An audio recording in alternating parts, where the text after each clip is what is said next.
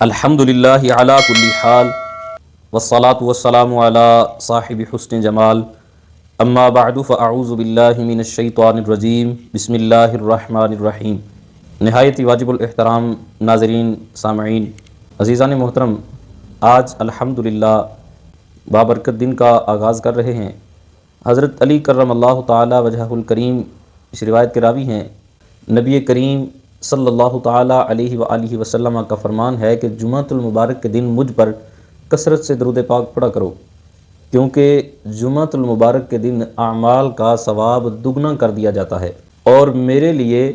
اللہ تبارک و تعالیٰ کی بارگاہ میں درجہ وسیلہ کی دعا کیا کرو۔ عرض کرتے ہیں کہ یا رسول اللہ، درجہ وسیلہ کیا ہے؟ فرمایا کہ یہ جنت کے اندر ایک مقام ہے جو صرف ایک نبی کو عطا ہوگا، اور میں اللہ تبارک و تعالیٰ سے امید کرتا ہوں کہ وہ ایک نبی میں ہی ہوں گا۔ عزیزان محترم، آج جمعۃ المبارک کا بابرکت دن ہے۔ قرآن پاک کے اندر اللہ تبارک و تعالیٰ نے جمعہ کے نام سے ایک مکمل سورت مبارکہ نازل فرمائی ہے، اور اس کے اندر جمعۃ المبارک کے احکامات کو بیان فرمایا ہے۔ تو قصہ مختصر یہی ہے کہ جب جمعۃ المبارک کا دن آ جائے تو پھر ہمیں چاہیے کہ اللہ تبارک و تعالیٰ کی عبادت کی طرف رجوع کریں۔ چنانچہ خالق کائنات قرآن پاک کی سورۃ الجمعہ کے اندر ارشاد فرماتا ہے، یا ایھا الذین آمنوا اذا نودی للصلاۃ من یوم الجمعۃ فاسعوا الی ذکر اللہ وذروا البیع۔ اے ایمان والو، جب جمعہ کے دن جمعہ کی اذان ہو جائے تو تمہیں چاہیے کہ خرید و فروخت بند کر کے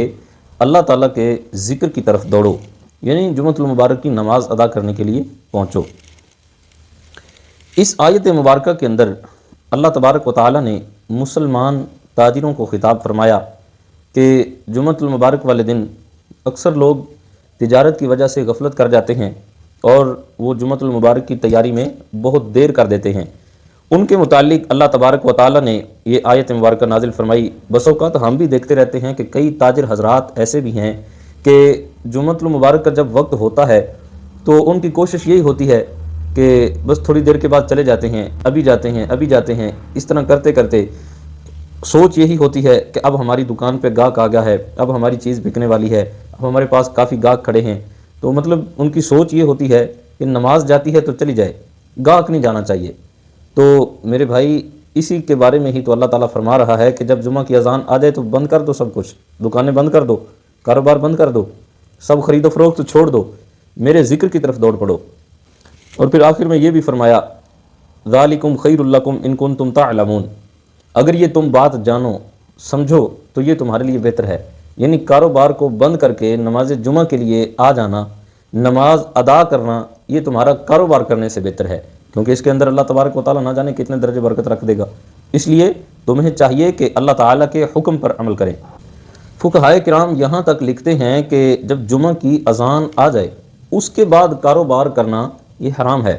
تو کاروبار بند کر دینا چاہیے، کیونکہ حرام کمائی کا تو فائدہ کوئی نہیں ہے۔ اس لیے ہمیں چاہیے کہ اللہ کے حکم پر عمل کریں۔ اس آیت مبارکہ کا شان نزول کیا ہے؟ اس آیت مبارکہ کا شان نزول یہ ہے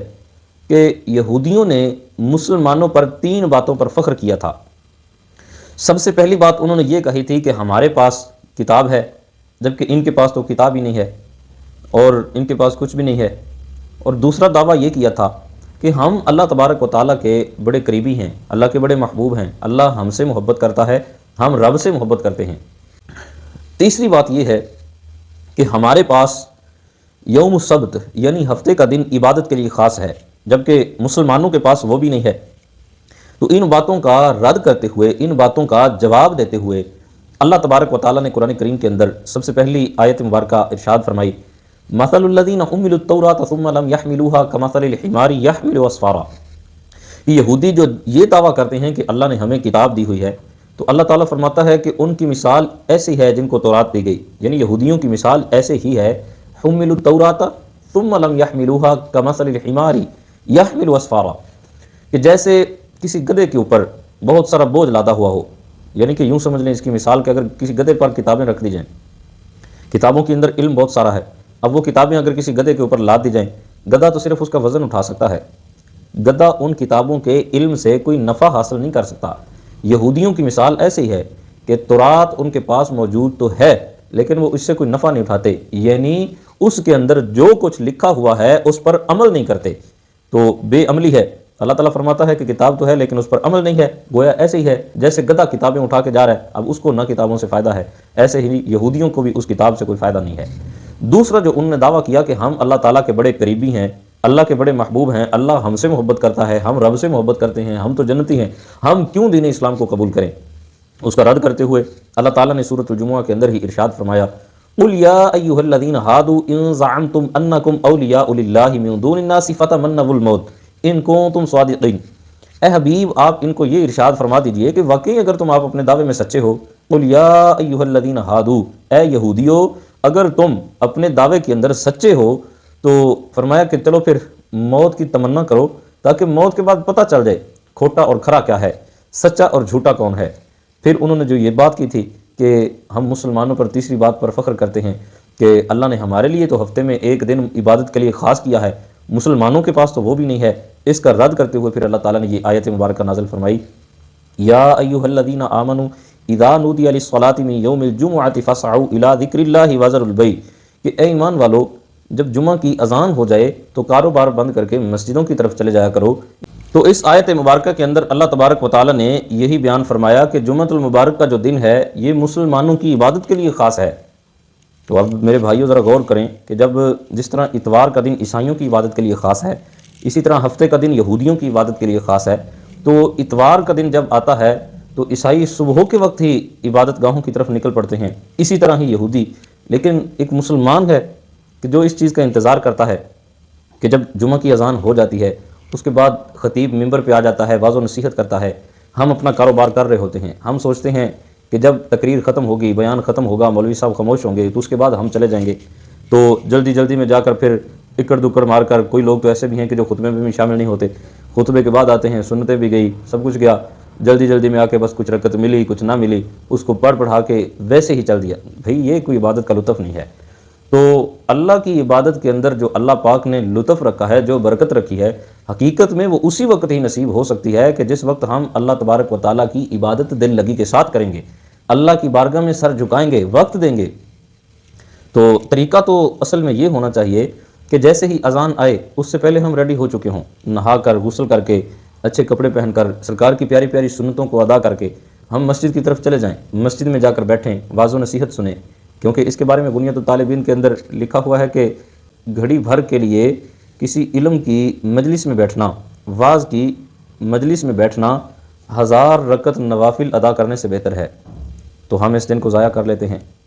تو ان دنوں کے اندر ہمیں چاہیے کہ زیادہ سے زیادہ جا کر نبی پاک صلی اللہ تعالیٰ علیہ وآلہ وسلم کی ذات پر درود پاک پڑھا کریں، کیونکہ اس دن کے اندر عمل کا ثواب جو ہے وہ دگنا کر دیا جاتا ہے۔ ایک مقام پر تو پیارے آقا صلی اللہ تعالیٰ علیہ وآلہ وسلم کا فرمان علی شان یہاں تک بھی ہے کہ جمعۃ المبارک والے دن جو شخص مجھ پر 80 بار درود پاک پڑھتا ہے، اللہ تبارک و تعالیٰ اس کے 80 سال کے گناہوں کو معاف فرما دیتا ہے۔ تو دیکھیں کتنا درجہ ہے، اب 80 مرتبہ درود پاک پڑھنا یہ ایک تسبیح بھی نہیں بنتی۔ تو میرے بھائی اتنی کوشش تو ہر بندہ بآسانی کر سکتا ہے، اس لیے کوشش کیا کریں۔ ایک مقام پر سرکار مدینہ صلی اللہ تعالیٰ علیہ وآلہ وسلم نے ارشاد فرمایا کہ روزانہ کی بنیاد پر دوزخ کو بہت سخت گرم کیا جاتا ہے، لیکن جب جمعۃ المبارک کا دن آتا ہے تو اس دن کے اندر دوزخ گرم نہیں کیا جاتا بلکہ دوزخ ٹھنڈا رہتا ہے۔ تو یہ جمعہ کی برکت ہے میرے بھائی، جمعہ کے دن کی برکت کی وجہ سے اگر دوزخ ٹھنڈا رہ سکتا ہے تو کیوں نہ وہ احباب جنہوں نے جمعۃ المبارک کے دن کی قدر کی ہوگی، اللہ قیامت کے دن ممکن ہے کہ اس جمعۃ المبارک کے صدقے سے ان کو جنت عطا فرما دے۔ تو اس لیے آج غور کریں، اپنے آپ کو دیکھیں اور اللہ اور اس کے رسول کی اطاعت اور فرما برداری کی طرف اپنے آپ کو لگائیں۔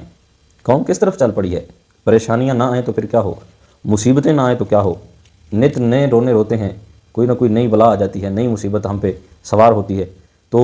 یہ صرف وجہ یہی ہے کہ ہم نے اللہ تبارک و تعالیٰ کے احکامات کی پابندی نہیں کی، اس سے منہ موڑ لیا ہے۔ میں رب کی بارگاہ میں دعا کرتا ہوں اللہ تعالیٰ ہمیں عمل کی توفیق عطا فرمائے، آمین، بجاہ النبی الامین صلی اللہ تعالیٰ علیہ وآلہ وسلم۔